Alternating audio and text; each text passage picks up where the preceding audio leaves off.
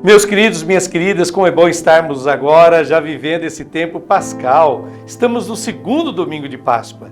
E hoje a liturgia nos oferece o Evangelho de João, capítulo 20, versículos de 19 a 31, que é uma riqueza de evangelho.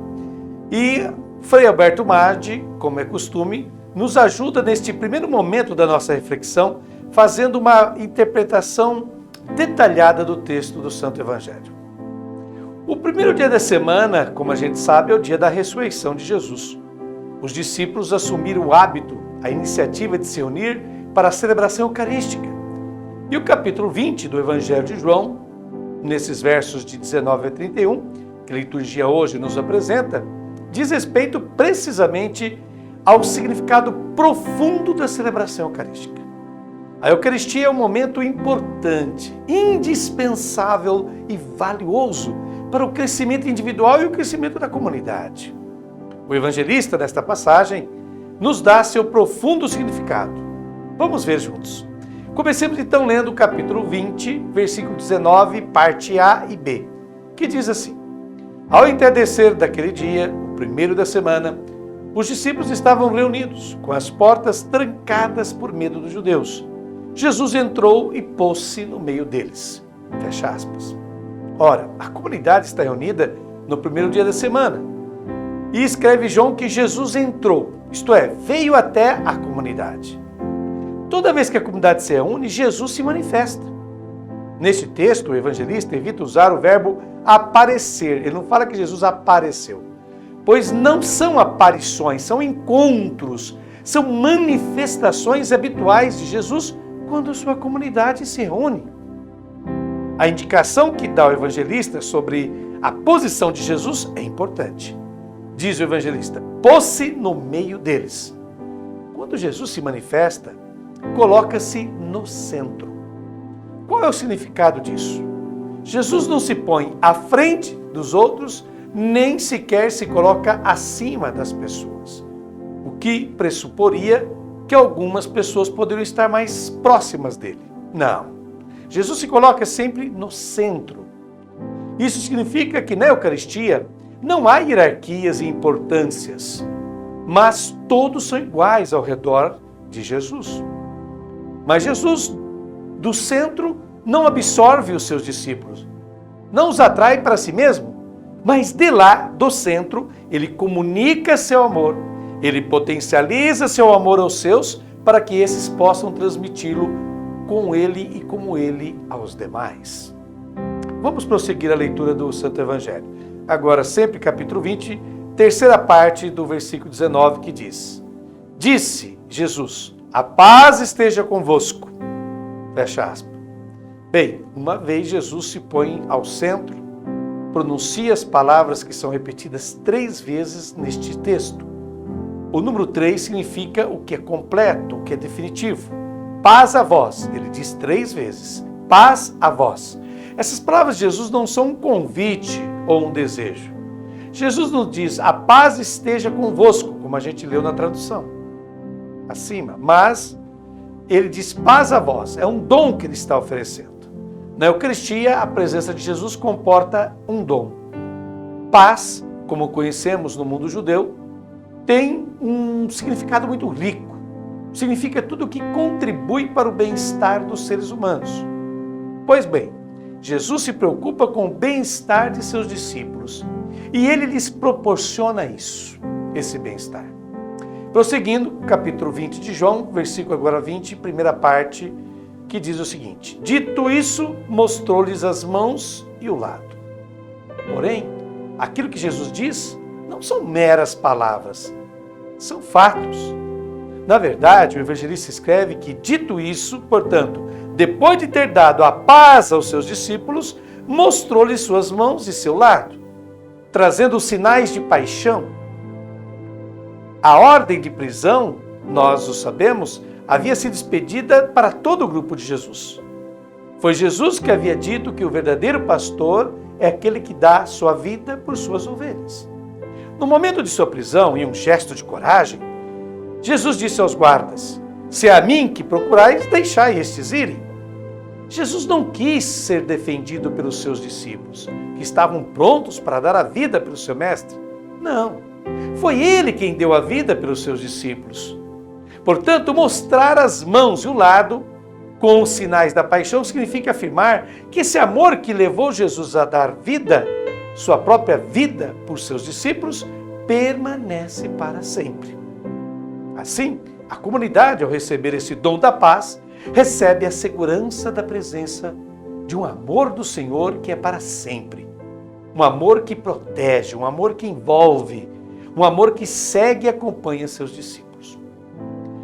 Vamos ler agora a segunda parte do versículo 20 do capítulo 20, que diz: os discípulos então se alegraram por ver o Senhor.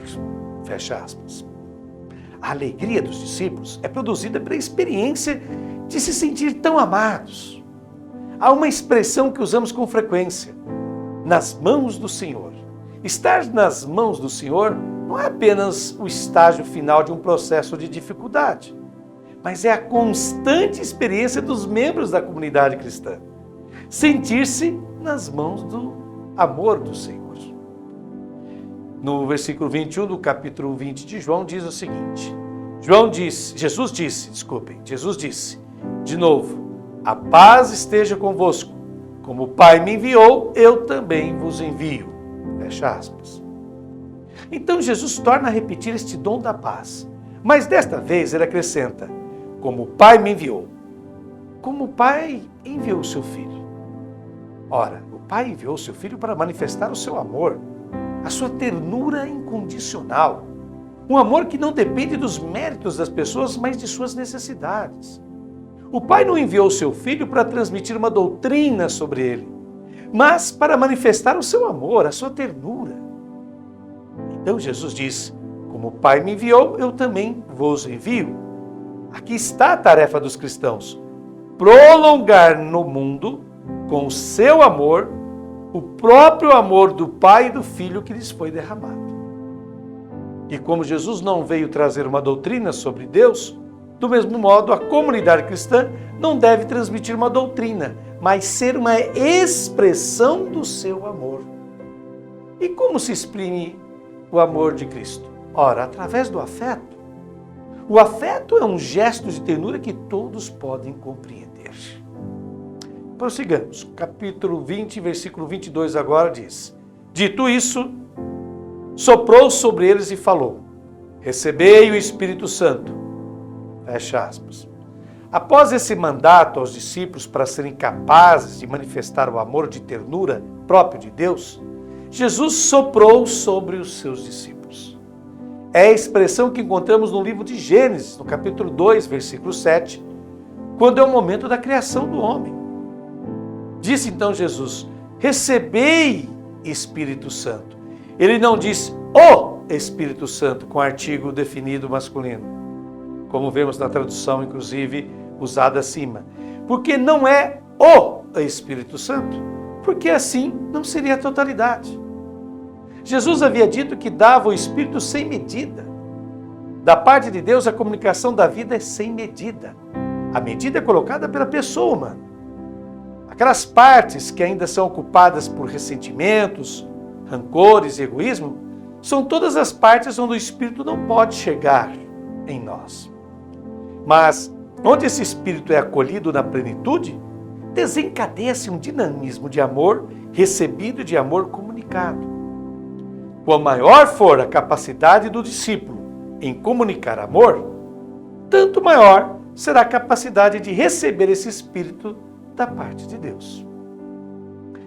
Prosseguimos, capítulo 20, agora versículo 23 nos diz, ainda Jesus falando: a quem perdoardes os pecados, lhes serão perdoados. A quem os retiverdes, lhes serão retidos. Fecha aspas.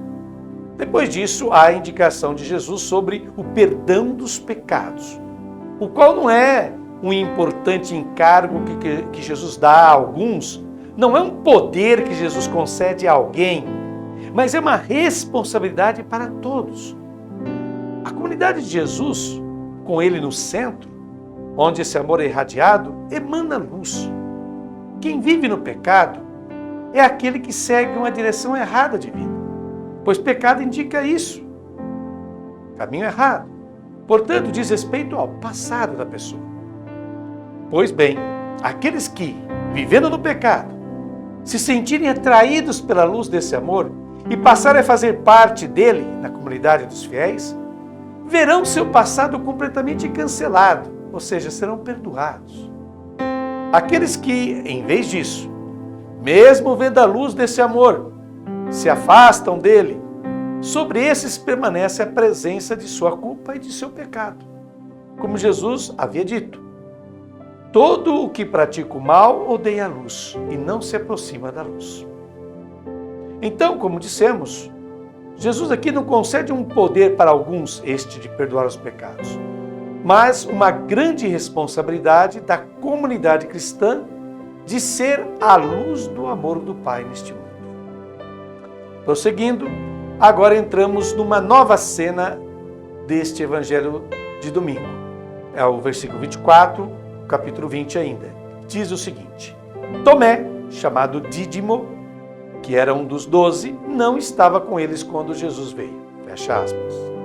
Essa palavra Dídimo significa gêmeo. Por que é chamado de gêmeo? Porque ele é o único que entendeu Jesus na hora da ressurreição de Lázaro, dizendo: vamos também nós para morrermos com ele. É ele que tem os mesmos sentimentos que Jesus. Por que Dídimo não está trancado com eles naquele lugar? Porque ele não tem medo de ter o mesmo fim que Jesus. Ele não tem medo como os outros discípulos que estão fechados no cenáculo. Prosseguindo no versículo 25 do capítulo 20 de João, lemos: os outros discípulos contaram-lhe: nós vimos o Senhor. Tomé, porém, disse: se eu não vir a marca dos pregos em suas mãos, se eu não puser o dedo nas marcas dos pregos, se eu não puser a mão no seu lado, não crerei. Fecha aspas. Ora, essa atitude de Tomé não é uma negação. É o desejo e a impossibilidade de acreditar em algo maravilhoso. A expressão de Tomé deve ser entendida um pouco como quando nos transmitem uma notícia belíssima e inesperada. Qual é a nossa reação? Dizemos: não, isso não é verdade. E quando a gente fala isso, não é que neguemos a notícia, é que ela é tão bonita que nos parece impossível. Ou quando dizemos: não acredito. Não é que não queiramos acreditar, mas é uma notícia tão boa que fica difícil crer. Essa é a atitude de Tomé. Mas prossigamos para entendê-la melhor. Nos versículos 26 a 28 do capítulo 20 se diz assim: 8 dias depois, os discípulos encontravam-se reunidos na casa e Tomé estava com eles. Estando as portas trancadas, Jesus entrou, pôs-se no meio deles e disse: a paz esteja convosco. Depois disse a Tomé: põe o teu dedo aqui e olha as minhas mãos. Estende a tua mão, coloca no meu lado, e não sejas incrédulo, mas crê. Tomé respondeu: meu Senhor e meu Deus. Fecha aspas. Aqui a gente vê o retorno do rito da Eucaristia, do encontro com Jesus. Eis de novo a característica de Jesus de estar no meio de seus discípulos. E ele diz pela terceira vez nesta passagem: paz a vós. Aqui o evangelista apresenta a maior manifestação, um certificado de fé de todos os evangelhos. Os outros discípulos, por meio de Pedro, chegaram a acreditar que Jesus era o Filho de Deus, o Filho do Deus vivo. Mas Tomé é o único que, voltando-se para Jesus, lhe diz: meu Senhor e meu Deus. O evangelista, no prólogo, havia dito que ninguém jamais viu Deus e seu Filho foi sua revelação. E agora, Tomé manifesta a plenitude da fé. Portanto, Tomé, estranhamente passado para a história como discípulo incrédulo, discípulo sem fé, é, na verdade, aquele que proclama e explode na mais alta manifestação de fé nos evangelhos. Vejam só vocês. João, no capítulo 20, 29, prossegue. Jesus lhe disse: porque me viste, creste? Felizes os que não viram e creram. Fecha aspas. Ora, essa é a última bem-aventurança. Há duas delas no Evangelho de João. A primeira é a bem-aventurança do serviço. E agora é a bem-aventurança da fé. o serviço exercido livre e voluntariamente por amor ao próximo torna possível a experiência do Cristo ressuscitado na vida. Aqui, Jesus proclama bem-aventurados os que creem sem precisar ver, os que querem sinais para ver, para crer. Jesus propõe a essas pessoas: não creia, não, creia e você se torna um sinal que os outros podem ver. Vou repetir, que é isso que Jesus Cristo propõe. A quem quer sinais, a quem deseja provas de que ele esteja vivo. Ele fala: não, creia e você se torna um sinal que os outros podem ver.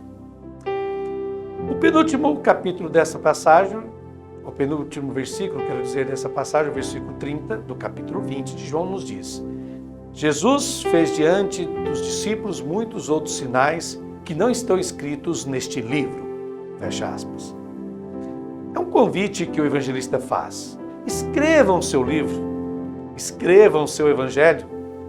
Nós transmitimos nossa experiência para vocês. Vocês a fazem sua e depois escrevem o seu evangelho. Foi o que aconteceu, pelo menos até o século IV, nas comunidades cristãs primitivas. Cada uma foi criando o seu relato de boa notícia a respeito de Jesus, fazendo sua a notícia sobre Jesus. Finalmente chegamos ao versículo 31, que encerra esta passagem que estamos analisando, e diz o seguinte: estes, porém, foram escritos para que creais que Jesus é o Cristo, o Filho de Deus, e para que, crendo, tenhais a vida em seu nome. Fecha aspas. Ora, a fé em Jesus dá uma vida de tal qualidade que pode vencer a morte. O evangelista usa o termo vida, o que indica vida eterna. Uma vida que se chama eterna não tanto por sua duração indefinida, mas por sua qualidade indestrutível. Essa é a vida que Jesus Cristo nos traz. Acolher Jesus na própria existência significa realizá-la plenamente. Pois bem, este é o comentário com auxílio de Alberto Maddi, librista italiano, que nos ajuda sempre aos domingos. Agora, uma reflexão minha pessoal, e como sempre eu começo com uma epígrafe, um pensamento. Hoje é o pensamento de um famoso teólogo, filósofo e escritor brasileiro, Leonardo Boff, que diz o seguinte: não vivemos para morrer, morremos para ressuscitar, para viver mais e melhor. Todo o relato evangélico deste domingo liga-nos à Eucaristia, à mesa da partilha da palavra e do pão. Porém, algo urgente precisa acontecer na evangelização católica e cristã em geral. Ressignificar a Eucaristia, a missa, como popularmente é mais conhecida. Sim, a missa foi perdendo o profundo significado e impacto que deveria ter em nossas vidas. As pessoas que participam da Santa Missa saem, quase sempre, da mesma maneira de como entraram na igreja para celebrá-la. Jesus nos recorda, nesse encontro que teve com seus discípulos, sem a presença de Tomé, 4 ofertas, 4 doações, ou seja, 4 partilhas que se realizam durante a Eucaristia. São elas: primeira, doação da paz. Diz Jesus: paz a vós. Isso Jesus repete 3 vezes no Evangelho deste domingo. Jesus quer o bem-estar pleno, completo para a vida de seus irmãos nesta terra. Segunda doação, segunda oferta, doação da vida. De Jesus, mostrou-lhes as mãos e os lados, que são os sinais da paixão, sinais de sofrimento e morte, sinais de um pastor capaz de dar sua vida pelas suas ovelhas. Terceira, a doação do amor. Diz Jesus: como o Pai me enviou, eu também vos envio. A missão que o Pai deu ao seu Filho Jesus foi amar a humanidade e ajudar os seres humanos a amarem o seu Deus. Quarta, a doação do Espírito Santo. Diz o Evangelho: soprou sobre eles e falou: recebei Espírito Santo. É o Espírito de Deus que garante as doações anteriores, as doações da paz, da vida e do amor. Pois o Espírito é a demonstração da comunicação da vida sem medida, do amor pleno de Deus pelos seres humanos. A reunião dos cristãos no primeiro dia da semana, no domingo, para celebrar a Eucaristia, não é um ato formal, um simples ritual um encontro social, mas a comunicação plena da vida e do amor de Cristo aos seus seguidores, para que estes prolonguem seu amor entre todos os outros seres deste planeta. Portanto, celebrar a Eucaristia é viver com e como Jesus. Significa termos uma vida de qualidade especial, superior. É lutar para vencer a morte, todos os tipos de morte, a fome, a miséria, a violência, as guerras, as torturas, as injustiças, as desigualdades sociais, o desperdício, a destruição da natureza, a exploração irracional de nosso planeta e etc, etc, etc. O mundo necessita ver, ou seja, experimentar a nossa paz, a nossa vida, o nosso amor para poder crer. O quarto evangelho estabelece uma relação básica entre ver e crer. Há inúmeras passagens em João sobre isso. Tomé chega exigindo ver e tocar. Ele quer ver e tocar em Jesus, nas chagas de Jesus. Porém, quando ele faz a experiência de Jesus vivo diante dele, basta-lhe ver para realizar o seu ato de fé. Meu Senhor e meu Deus. Basta ele ver, ele não tocou em Jesus. Que o mesmo se dê também com cada um de nós.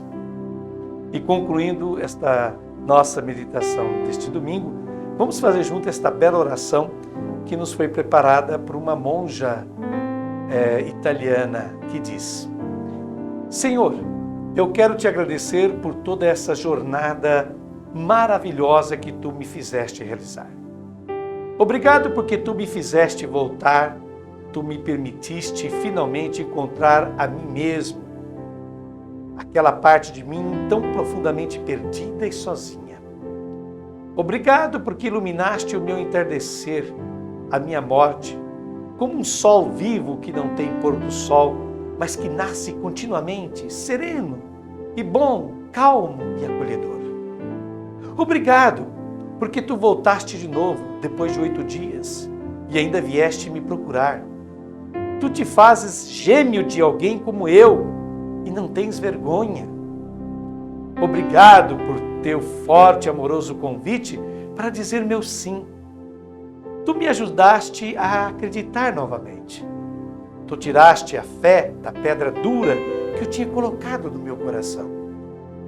Obrigado pelos irmãos e irmãs que tu colocaste no meu caminho, para compartilhar a experiência do encontro contigo, da descoberta, do conhecimento de teu amor tão misterioso, tão novo e diferente.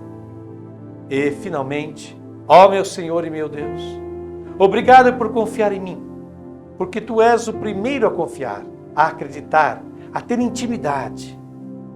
E então, todos os dias, tu me dás a possibilidade, a alegria de anunciar que tu estás vivo e ressuscitado para sempre. Amém.